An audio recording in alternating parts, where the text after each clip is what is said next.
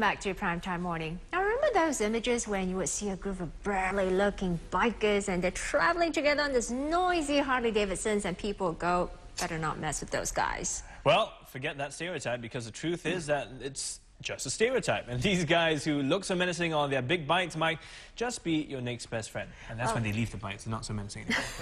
No, on their bike too. I guarantee you that our next guests are doing their part to hijack that image of bad biker. And what they do is ride around on their Harleys to help the poor or needy.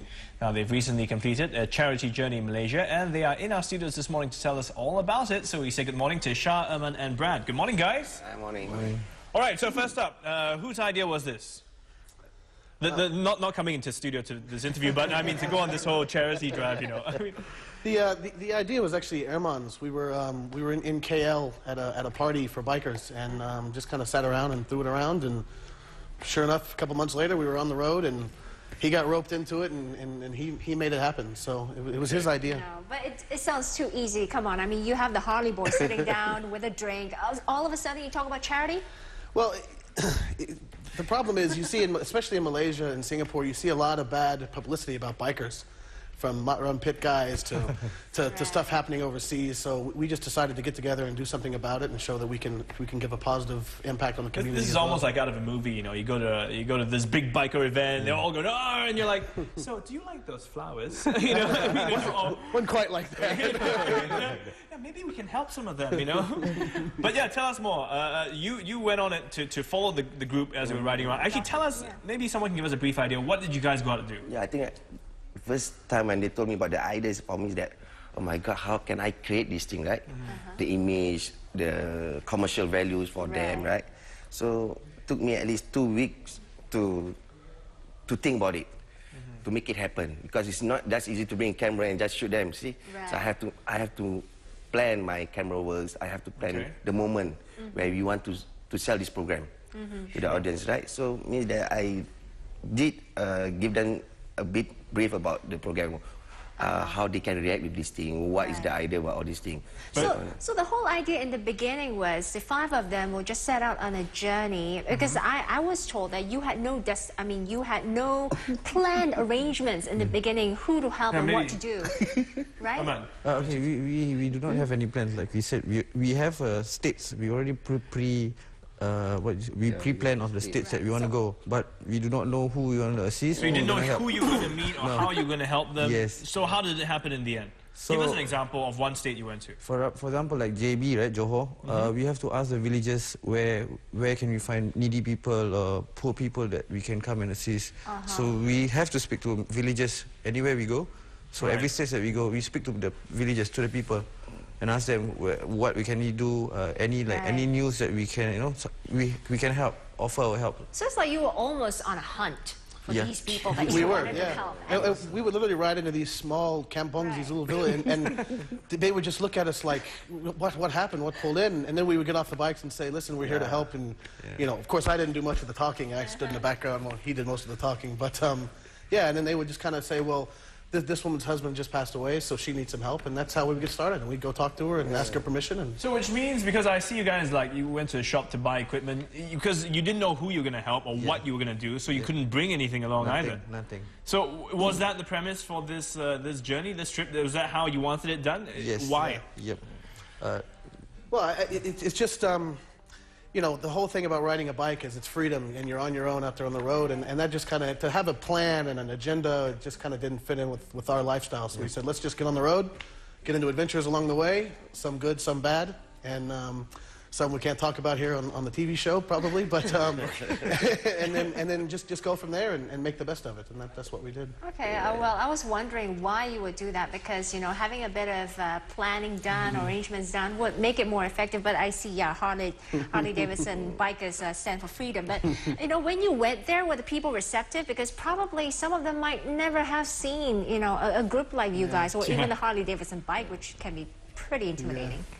I mean, I would say they were fairly receptive. In the beginning, there was definitely a bit of concern, but once you start helping and you're giving to the community, people open up to you. Yeah, the villagers come in and volunteers too. Yeah, once they see us start looking, doing the works, there's people coming in from the village just to join us. Right. So when you went there, Erman, how did you decide who to help? I mean, what to do? How to divide the work among only the 5 of you? Okay, the 5 of us, all of us have our own tasks. Like for myself, I will do the electrical work, the wirings and all. And Brad will help with the painting, and the guys like Yazid, the other guy who does all the design because he's a graphic artist. So all of us, we know what we're supposed to do. So once we are there, we just delegate, we talk through what we're going to do. Then we just delegate the job. And I always got stuck with the heavy lifting. I see a bit of a disgruntled worker. Now, that always happens when you spend an intense amount of time together, I think. I think Shah will be able to give us some, dish at them. Looking at the 5 guys, they all have distinct personalities. Did you see tension rising among them? Did you see? Yeah. Or were they all buddy-buddy and getting along? For me, is that on that moment, I believe that I just make things free for them. She means that let things happen. When it means that I know there will be tension because of work, of load, right? Down there means that suddenly it turns where Erman feel tired and other guys try to escape from their work. And this is normal for me. And this is normal. This is what I want to capture. This is what I want to capture where they are real person. They are not so Superman, I don't know what. So that's what I want the viewers to see.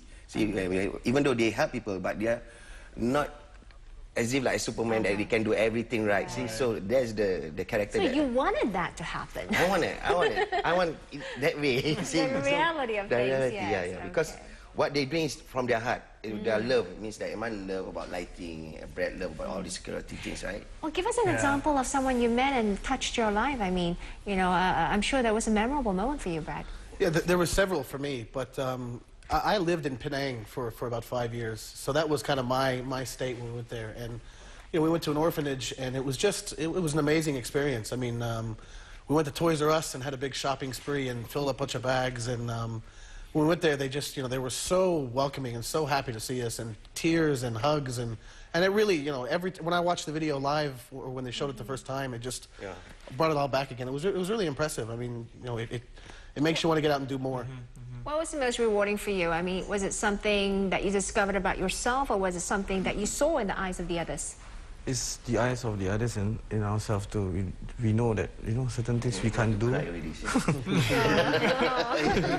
He's very sensitive. All the water is very sensitive. Did you catch that on TV as well for the Director's cut. No, but of course, I mean, reaching out to the people, and I guess what we always forget is that you think people are not receptive, or you're afraid to approach others, but then when you go there and you do it, you realize the true help you can bring. I mean, are you guys planning a second trip, another journey, with more riders? Absolutely, yeah, definitely. Hopefully, with the support of MDA, we can do a second season. The MDA support us a lot. For understanding about Erman ideas, and I think they support us a lot, even Surya.